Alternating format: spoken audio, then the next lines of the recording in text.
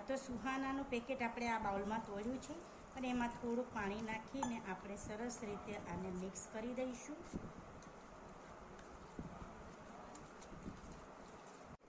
હા, તો આપણે 500 ગ્રામ પનીર લીધું છે અને તેના સરસ પીસ કરી અને સુહાના પેકેટનો મસાલો અંદર થોડોક નાખ્યો છે અને આ રીતે આપણે મસાલામાં મિક્સ કરી દીધું છે પનીર. હવે આપણે આ પનીરને ફ્રાય કરીશું. હા, તો આ રીતે આપણે પેનમાં તેલ મૂક્યું છે અને આ રીતે આપણે બધું જ પનીર અંદર મૂકી દીધું છે અને આપણે એને ધીમા તાપે ખૂબ જ સરસ રીતે ફ્રાય કરી દઈશું. પનીર ફ્રાય ત્યાં સુધી આપણે ટામેટાની ગ્રેવી કરીને તૈયાર રાખી છે. આમાં આપણે કાંદાની પણ ગ્રેવી થોડીક તૈયાર કરીને રાખી છે. કેપ્સિકમ મરચાં પણ ઝીણા ઝીણા સુધારીને થોડાક રાખ્યા છે આપણે અને આદુ લસણની પેસ્ટ પણ તૈયાર રાખી છે. હવે આપણે આ ફ્રાય થઈ ગયા છે એટલે આપણે કાઢી લઈશું બધું જ.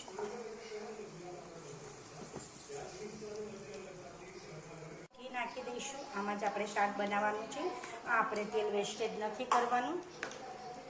થોડુંક આપણે ઘી નાખ્યું છે અને થોડુંક આપણે સ્વાદ સારો આવે એટલા માટે થોડુંક બટર પણ નાખ્યું છે.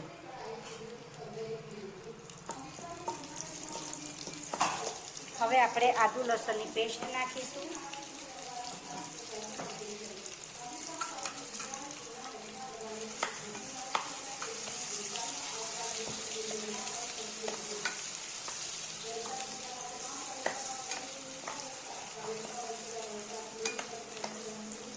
કેપ્સિકમ મરચાં નાખી દઈશું.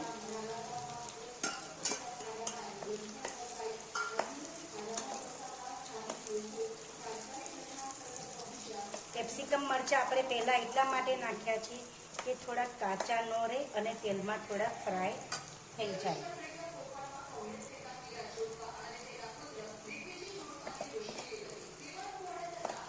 હવે આપણે એમાં નાખીશું કાંદાની પેસ્ટ.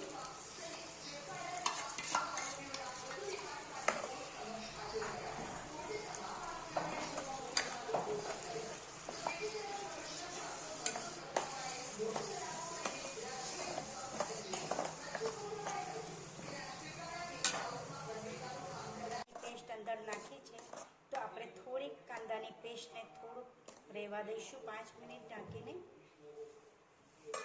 તો હવે આપણે આ જોયું કે ઉપર આપણે ઘી અને બટર ઉપર તળી આવ્યું છે તો હવે આપણે એમાં નાખીશું ટામેટાની પેસ્ટ.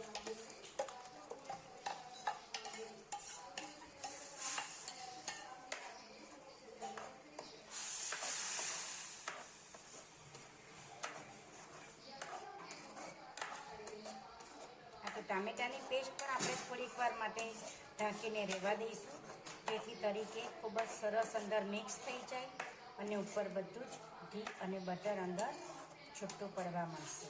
ત્યાં સુધી આપણે થોડીક વાર ઢાંકી દઈશું. તો હવે આપણે જોઈશું કે ઉપર બધું સરસ બટર અને ઘી આવી ગયું છે અને ટામેટાં પણ આપણે સરસ ગ્રેવી ચડી ગઈ છે આ રીતે. તો હવે એમાં આપણે થોડાક મસાલા ઉમેરીશું. એમાં આપણે થોડુંક નાખીશું કાશ્મીરી મરચું,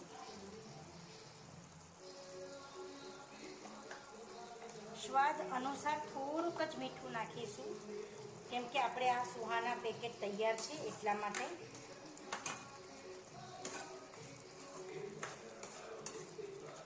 અને હવે આપણે અંદર નાખીશું આપણે સુહાનાના પેકેટ આપણે તૈયાર કરીને સરસ રીતે મિક્સ કરીને રાખેલું છે તે ગ્રેવી નાખી દઈશું.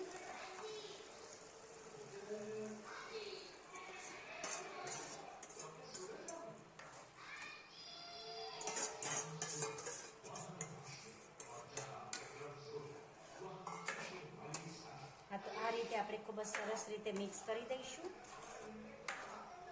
અને ખૂબ જ સરસ રીતે મિક્સ થયા પછી આપણે એની અંદર નાખીશું આપણે જે પનીરના ટુકડા ફ્રાય કરીને રાખેલા છે તે એની અંદર નાખી દઈશું. પણ તે પહેલાં આપણે થોડીક વાર અંદર રહેવા દઈશું ઢાંકીને 5 મિનિટ ફક્ત અંદર નાખીશું.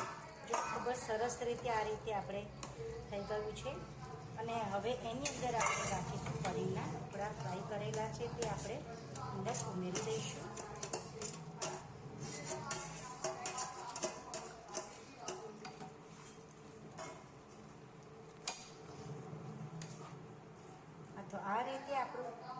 સુહાના પેકેટનું શાક ખૂબ જ સરસ રીતે આપણે તૈયાર થઈ ગયું છે. હા, તો આપણે ઉપરથી પણ થોડુંક પનીર નાખ્યું છે. ભૂકો કરીને આપણે થોડુંક નાખેલું છે.